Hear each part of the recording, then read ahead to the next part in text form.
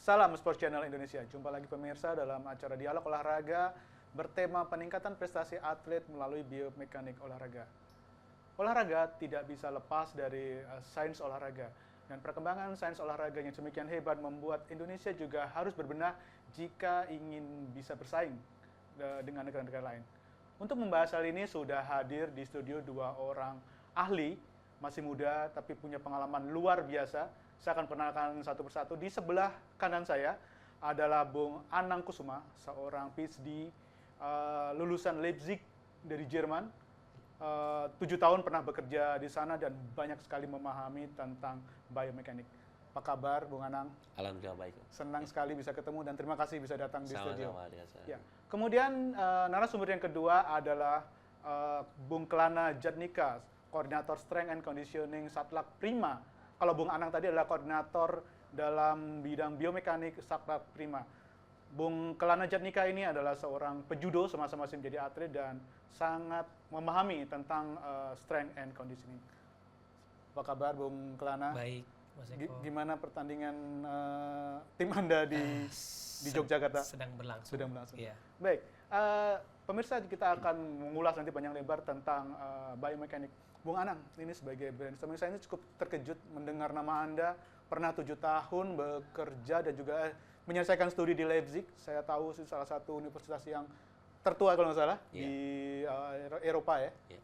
Dan ternyata Anda pernah bekerja 7 tahun dan kok sekarang mau pulang ke Indonesia dan juga universitas itu adalah salah satu think tank penting dalam olahraga Jerman. Mungkin bisa diceritakan. Ya, memang kalau terkait dengan sport science di Jerman itu memang core-nya di Jerman Timur.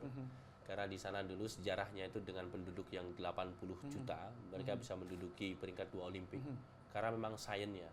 Jadi banyak peneliti-peneliti handal di dunia yang memang dikembangkan di Jerman Timur. Kemudian penyatuan institusi itu masih dipertahankan di Jerman Timur.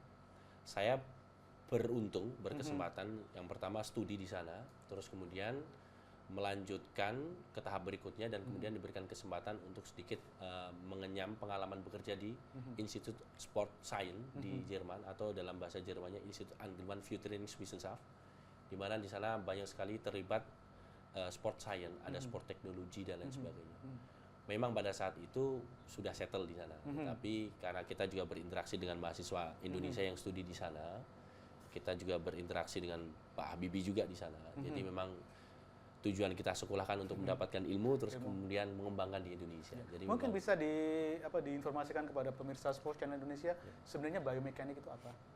Ya, biomekanik itu adalah ilmu yang mempelajari prinsip gerak manusia. Jadi bagaimana kita melakukan berjalan dengan efisien, berlari dengan efisien. Kalau mau lompat, lompatnya harus sudutnya bagaimana, tekanannya bagaimana, berenang, bagaimana posisi renang yang baik sehingga resisten airnya tidak begitu berat. Sehingga sama seperti prinsip ekonomi, dengan usaha yang sekecil mungkin mendapatkan hasil yang seoptimal mungkin. Ya, kalau Bung Kelana, sejauh mana biomekanik itu penting bagi seorang pelatih strength and conditioning seperti Anda? Dan saya tahu Bung Kelana sudah menjadi salah satu andalan di Prima saat programnya masih namanya PAL saat itu. Bisa ceritakan, Bung Lana? Baik, Mas Eko.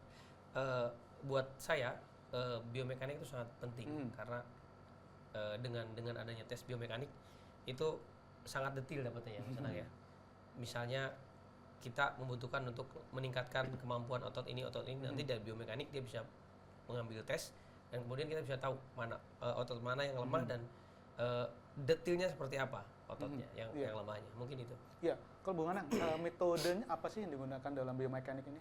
Ya, sebenarnya banyak sekali metode, tetapi karena ketersediaan prasarana dan SDM yang ada di Indonesia masih belum se-advance yang di Eropa, kami menggunakan beberapa metode. Yang pertama menggunakan motion analysis atau analisa gerak. Pakai software berarti? Pakai software analisis ya. Softwarenya bisa berbayar, bisa freeware juga sekarang banyak. Ya. Kita menggunakan kamera itu high definition, syukur bisa high speed kamera dengan beberapa posisi. Jadi misalkan kalau kita ada seorang atlet yang melakukan latihan berlari, kita harus mengambil dari sisi samping, dari sisi depan, atau dari sisi belakang. Motion analysis kemudian hasilnya kita olah melalui software sehingga nanti akan dihitung kinematiknya. Dalam 100 meter berapa langkah dia berlari, jaraknya berapa setiap langkah, frekuensinya berapa. Semakin banyak langkah, semakin tidak efisien karena langkahnya pendek. Jadi harus diperpanjang lagi. Nah, untuk diperpanjang dia harus memiliki leg strength yang bagus. Bagian strength and conditioning nanti akan mengidentifikasi. Iya, sejauh mana Bung Kelana bisa mendapatkan manfaat dari motion analysis yang tadi sudah dibuat oleh Bung Anang dan staff gitu?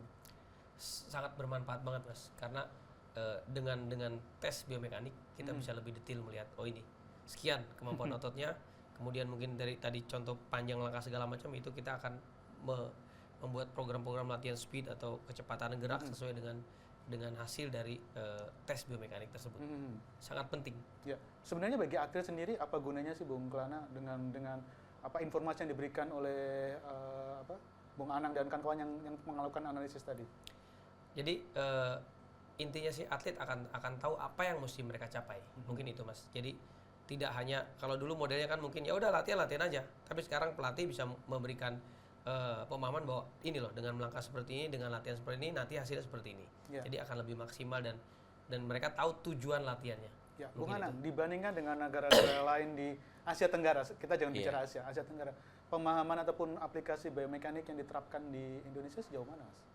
Dibandingkan dengan Singapura misalnya, dengan Malaysia juga. Singapura, Malaysia, Thailand. Saya kebetulan pernah attach di sana 6 bulan, jadi memang sudah mulai mencoba menggunakan alat ini, ya. Tetapi sekali lagi, ya, alat mungkin bolehlah canggih begitu, tapi how to interpret the result itu yang penting. Jadi kalau saya lihat memang interpretasi hasil dari alat-alat itu yang ada di negara Singapura atau Malaysia itu belum begitu menyentuh aplikasi langsung. Sehingga negara mana di paling canggih dalam hal analisis, karena alat mungkin bisa sama, tapi interpretasi itu yang berbeda. Ya, Thailand bagus karena dia dekat dengan Cina. Ya, jadi seperti misalkan sports game, badminton, bola voli, mereka menggunakan match analysis. Analisis pada saat dia pertandingan, dihitung-hitung unforced error-nya dan lain sebagainya. Sehingga tidak akan ada lagi olahraga yang tidak terukur. Bagaimana dengan Malaysia ataupun Vietnam? Malaysia sudah menggunakan juga, Vietnam pun juga demikian. Tetapi di UPM kalau nggak salah ada lab khusus untuk ada juga di sana ada banyak ya perkembangan itu. Tapi sekali lagi itu kan tidak terlepas dari support dari pemerintah juga, animo dari penerimaan atlet dan pelatih juga. Kadang dari pelatih di negara asing itu resisten karena merasa saya tidak ada sport science juga sudah juara gitu. Nah, ini di Indonesia kulturnya agak sedikit bagus karena mereka welcome menerima kita datang karena bukan menjadi sebuah resisten tapi justru membantu para pelatih untuk menemukan titik lemah yang tidak bisa teridentifikasi dengan kasat mata atau hanya berdasarkan pengalaman saja. Ya, pemirsa, sudah dipaparkan secara detail tadi tentang biomekanik dan pentingnya bagi olahraga. Lalu bagaimana aplikasinya untuk olahraga di Indonesia yang dilakukan oleh Satlak Prima? Kita saksikan di segmen berikutnya.